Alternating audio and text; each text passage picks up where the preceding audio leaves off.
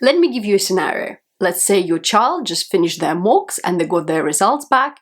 They come back home and you ask them, well, how did you do?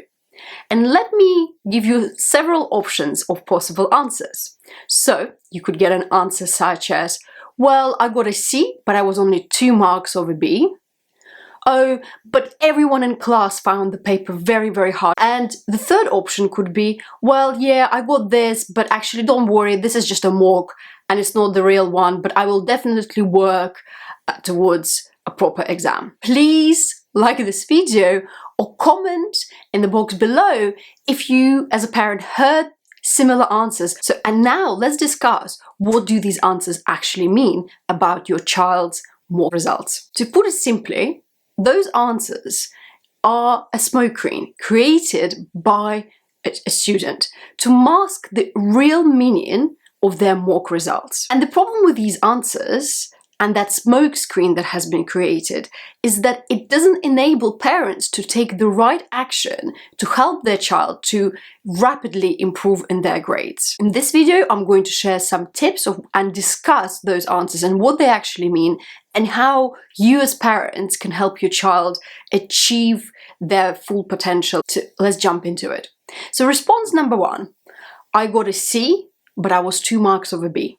So obviously I'm just using examples here. It could be any grades, it could be A versus A star, B versus C, D, and etc. What the response should be is if your child gets a C and there were 2 marks over B, well, that still means that they got a C. And it's very important for a parent, for a guardian, or for an educator to actually be honest about that mark.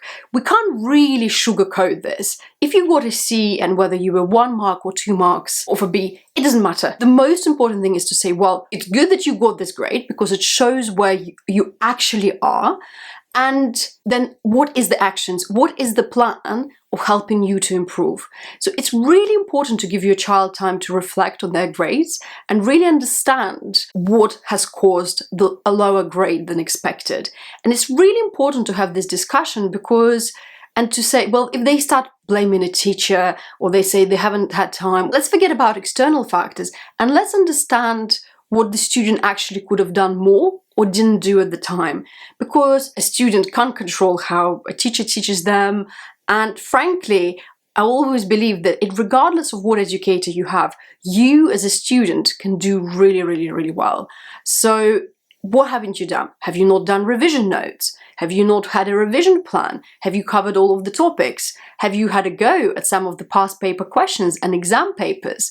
Have you marked them? Have you actually looked at the mark scheme? Have you read the specification? With my students, this is where I normally come in because I can identify these problems straight away and very easily. And I'd be very happy to give a 15-minute free consultation. So please do drop me a message on my website if you wanted to get in contact, and I can help you and maybe discuss the requirements and where your child is, because I truly believe that with the right guidance, students can do really well in their exams and academic work. Let's go through response number 2.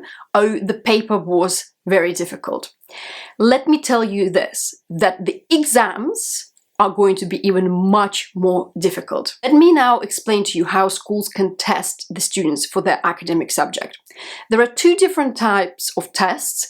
One is one specific subject test, and another type is a mock paper.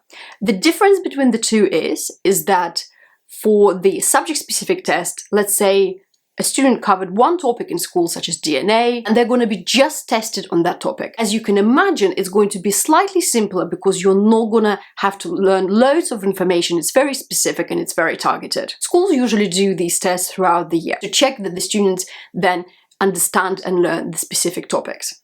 The mock exam is different because suddenly the paper is going to consist of many different questions across all of the topics that the student has learned in that particular year. Therefore, by definition and by their organization, the mock exams are going to be harder.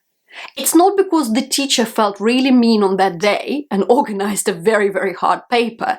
No, it actually is how the exams are going to be.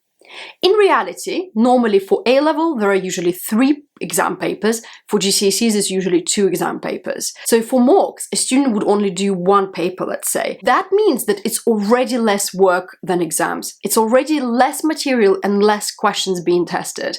So if your child says, well, I had a particularly hard paper, the key message to relay to them is to say, in reality, your exams in a couple of months' time, they will be even harder.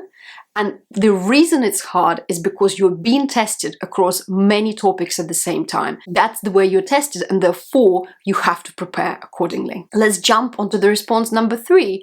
Oh, I'm going to work harder towards my actual exams. So for A-level and GCSEs, the course is separated over 2 years. Schools do drag it out. If I teach very efficiently and I cover subjects very, very quickly. So something that a school will teach, in 2 weeks, I will cover in an hour. And it doesn't mean that I rush or anything like that. It just means I teach everything that a student needs to get their A star or a 9. But the key thing is to understand is, if you're not working now for your exams, then when are you actually going to do the work? You're basically squashing like 2 years of academic material into the last minute. Again, it's really important to identify, why haven't they done work? What was taken that other time?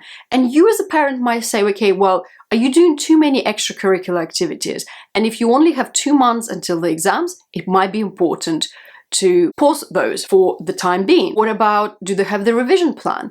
And as we know as parents and as adults as well, if we don't plan to do something in advance, then for a certain project, it's very easy to procrastinate and lose that time. So I think it's very important that parents actually get involved in helping their children with revision planning. And for example, are they using the right resources? Are they doing the revision notes? The current generation of students just does not do the revision notes. But let me tell you, if you use pen and paper and you write the information down and you paraphrase it, you compartmentalize it in a way that you understand it or the student understands it, that's the way to learn the topics. And I'm going to make a separate video of how to simplify any academic information.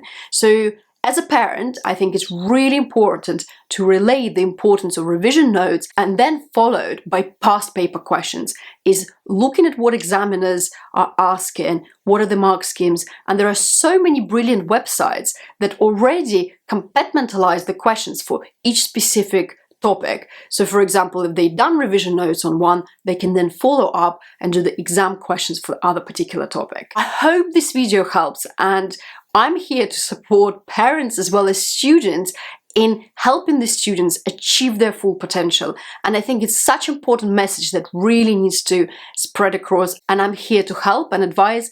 And please drop me a message. Be very happy to give a free consultation and discuss any requirements. And I'll see you in my next video. Goodbye.